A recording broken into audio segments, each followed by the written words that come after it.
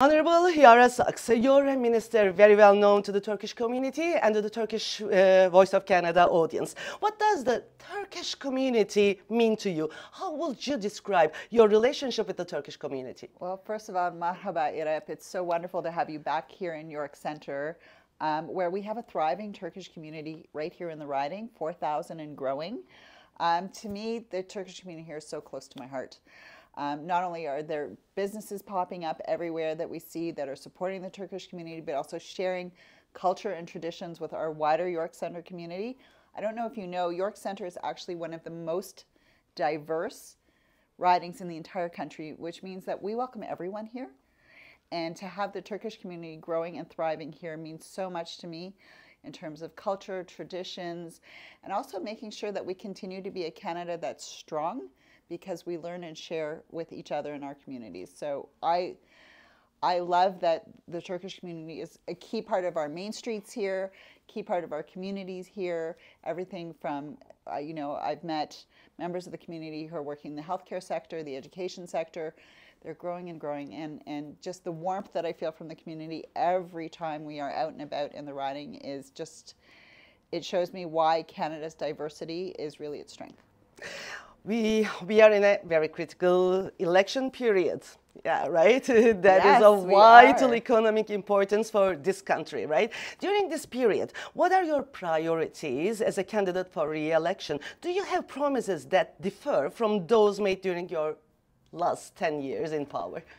So I've actually been the Member of Parliament here since 2020. I was elected in a by-election during COVID. So like many members of this community, I decided that it was an important time to stand up to make sure that we were strong in supporting each other, which is really the values of the Liberal Party. The Liberal Party has always been one that we believe in good social policy relates to good economic policy. And what does that look like? That means that we're investing in businesses, we're investing in Canadians, we're investing in the things that matter most so that you're coming home with a stronger paycheck every day, but also that you are creating environments where families thrive, where businesses thrive, and communities succeed. So what that looks like in an environment where the U.S. tariffs are looming big, we need to revitalize our economy here, investing in businesses and in entrepreneurship.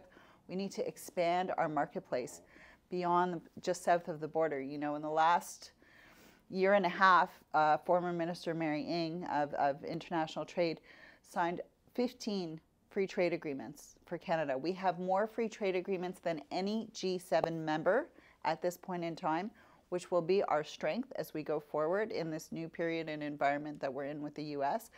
And Prime Minister Carney's been very clear. We are open for business. We know that we need to diversify our markets. And having a Turkish diaspora here, a Turkish community that is a gateway to so much of business and trade and opportunity is just an added value here in York Center and across Canada. Would you say that the Liberal Party evolved actually in a sense, or did your views also change during this period? Are you aiming to continue the past decade with a renewed performance, or do you have a new promise for Canada? So I think our performance speaks for itself. We have the lowest debt to GDP of any G7 country at this point in time coming out of COVID, which is a really critical point because we made sure to catch Canadians during a moment of crisis, and we're going to do it again now with the threat of U.S. tariffs. But there are key important parts of our policy that we're very proud of. National Child Care Program, something I worked on as the Parliamentary Secretary to Karina Gould as Minister of Families. You know, dental care, pharmacare, the Canada Child Benefit, which has lifted hundreds of thousands of children across this country out of poverty and made sure that middle-class families can thrive and succeed. Those are key policies over the last decade that shouldn't be changed.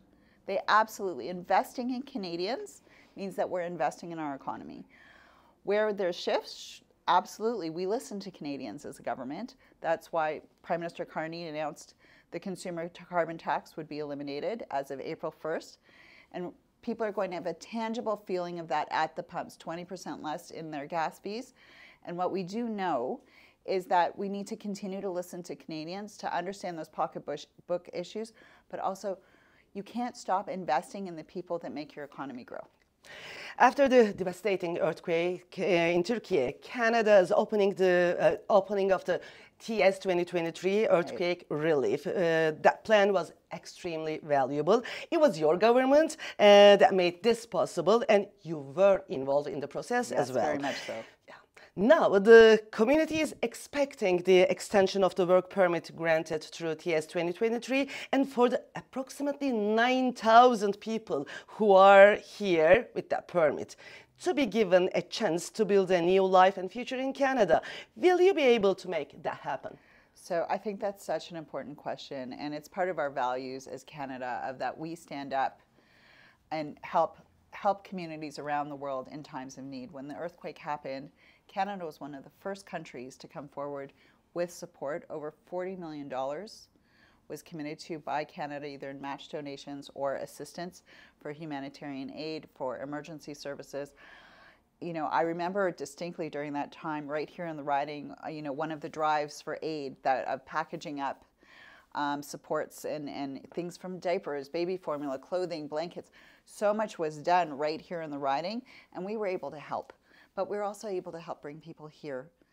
You know, when their lives were shattered, we understood that families in Türkiye needed to be here with family members and friends so that they could start to rebuild their lives after such tragedy. I've had many, as you well know, myself, Francesco Sabara, and MP Julie Dzerowicz at that time really worked closely with the Turkish community to make sure that we could get people here as quickly as possible during the crisis. And I've been working very closely with the Turkish community since then.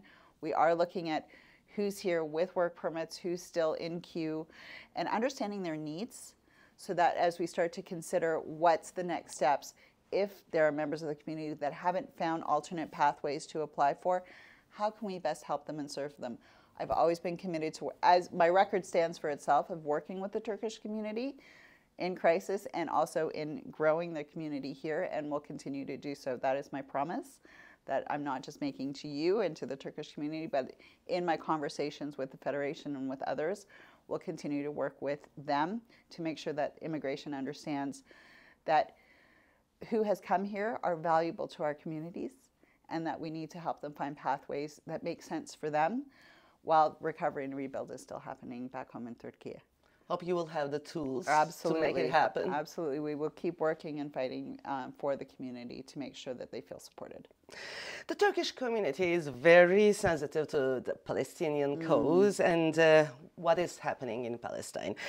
With what feelings and perspective do you evaluate the situation? So, you know, I think Canadians across the country are very concerned and watching the war unfold between Israel and Hamas with deep worry of what's happening in the region because of the instability. Certainly, you know, the events of October 7th, when Hamas is a listed terrorist organization here in Canada, attacked Israel on October 7th. We saw massive tragedy of 1,200 people killed and 251 hostages taken. And it's evolved since then. We've seen tragedy after tragedy of human suffering with the onslaught of this war.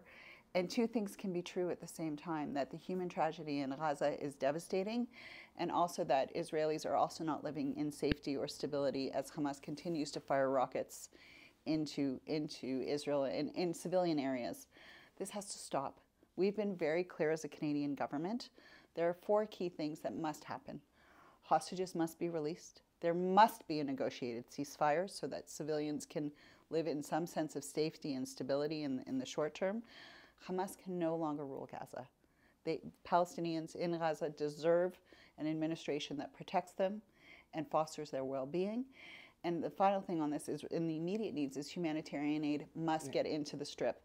These are things I have advocated for strongly, and I say that proudly as an Israeli Canadian. You know, here in Canada, whether it's the Turkish community, whether it's someone like myself, members of the Jewish community, we've chosen to make our lives here. And I think all of us want to see peace in the region. We want to see Palestinians living in security and dignity and justice, but we also want to see an Israeli society that is also safe and secure alongside Palestinian society. These are the things that I continue to advocate for, because I think just as we're stronger here when we work together with shared values, I know that the region will be stronger if we do the same and advocate for that. Yeah. And given your faith, actually, nothing would be enough for you. Whatever you do, one side will be saying that you are not doing enough or you are not doing the right thing. This is very controversial for you, I understand. You know what, it is in the sense of, I think as Canadians, our values are that we support humanitarian aid in the world, we support peace building, and we support regions that are stable where civilians of the region are living and living in dignity, living in peace, living in security, and thriving. I've been a peace builder my entire life. I have been dedicated to the peace process in the Middle East for my entire career. I continue to believe in it because these are Canadian values: inclusivity, diversity, safe and stable societies where we invest in civilians. It's as true here as it is anywhere else in the world. And I firmly believe that we need to hold true. The strength of Canada is saying that we continue to support a peaceful, negotiated solution for the region. And I think that is something that is a Canadian position. It's not an Israeli position or a Palestinian position. It is Canada's position that a two-state solution is the solution for this conflict. Prime Minister and Liberal Party leader Mark Carney advocates for reducing Canada's economic dependence on the US and declares just that the country is seeking new markets and new trade allies globally, right?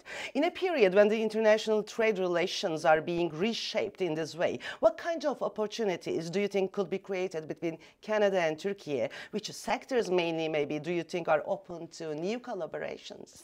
So I think that's such a great question. So as I mentioned earlier, you know, Canada's been on an aggressive trajectory for the last year and a half of opening up markets around the world in free trade agreements. And Prime Minister Carney has made it very clear that we need to do more. I think Türkiye, in its history as being that gateway between the East and West, there are so many opportunities. You know, we are a country that believes in pipelines. We are in a country that believes in moving goods and energy from point A to point B. We are builders in Canada, and we don't just build here at home, but we're strong at building abroad. And I think right now, the value of Canada in our steel, our aluminum, our critical minerals, the exchange of that with countries around the world, including Türkiye, I think will be so significant as we go forward, particularly as the Middle East region, you know, we are all hoping that it stabilizes, but there's tremendous opportunity there if it does, and I firmly believe Canada and Türkiye have a key role to play in that. A stressful period has begun in Turkey with the arrest of Istanbul mayor and President Erdogan's closest political rival, Ekrem İmamoğlu. The violence against protesters and the pressure and detentions targeting journalists are being closely followed on the international arena, international stage as well. Are you following the developments in Turkey? And as a Canadian politician, how do you interpret this situation? How does it shape your perspective on Turkey? So I, like many Canadians engaged in global affairs and in interest in what's happening in the world, have been watching the events in Turkey closely. But I think we need to go back to our Canadian values. We believe in freedom of assembly. We believe in freedom of expression. Strong democracies are ones where civilian populations are able to hold their governments to account, and they're able to express freely what they want to see their country in terms of stability and strong democratic institutions. I will continue to advocate for that. I think for Canada is unique in the sense that we have so many communities here who are affiliated with home countries, but we've chosen to make Canada home here. So while we watch what's happening there, we stay clear on our values here of making sure that we are fostering environments where freedom of expression, where freedom of assembly, and freedom of being able to support, you know, strong civilian engagement and strong civil society are key to what makes Canada successful, and we will always advocate that everywhere we are in the world. Thank you for the interview, Honorable Yara Sarks. Teşekkür ederim, Irep. It's really wonderful to talk to you, and thank you so much for the time today, and thank you to the Turkish community across Canada for being such an important part of what makes Canada incredibly diverse and successful. Thank you.